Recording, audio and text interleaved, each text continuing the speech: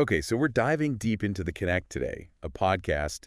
Well, I guess you already know that, but Yeah, Johnny Mitchell's podcast. yeah. And what makes this one, I don't know about you, but I found it fascinating because the host, Former drug trafficker. yeah. Yeah. So he's got this insider knowledge about this world that we just don't get. Exactly. It's like a first-hand account. Yeah, and not just like, dealing drugs or whatever, but like he talks about the cartels. Yeah, the whole industry, prison, the war on drugs. Yeah, all the things that are like kind of taboo. Right, exactly. And he's able to talk to people who are actually involved in this. Yeah, he's not afraid to ask the hard questions. Like, I was listening to an episode about the cocaine industry, like the modern cocaine industry. Oh, yeah, that's a big one. Huge, and like how it works, how it's all connected globally. Right, like we hear about the war on drugs, but we don't really get into like the mechanics of it. Yeah, like how do these drugs actually get from point A to point B?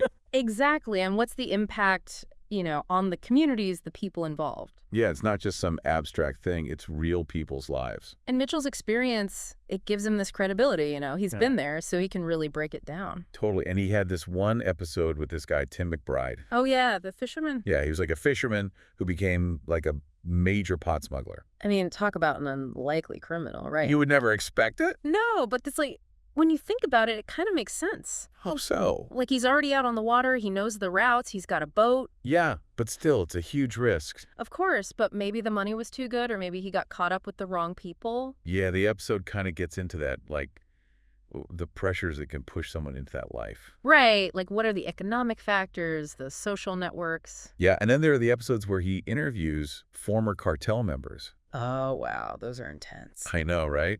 Like, how often do you get to hear from those guys? Never! It's like a whole other world. Yeah, and it's dangerous, too. Like, these people are putting themselves out there. Exactly, they're taking a risk by talking about this stuff. But it's so valuable, to hear about the hierarchy, the power The dynamics. codes of conduct, the violence, the whole thing. And it makes you think, like, how do these organizations even function?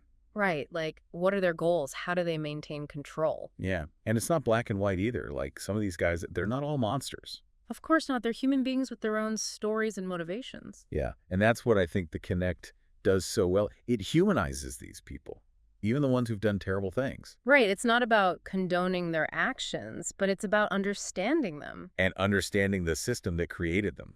Exactly, because if we want to address this problem, we can't just ignore it.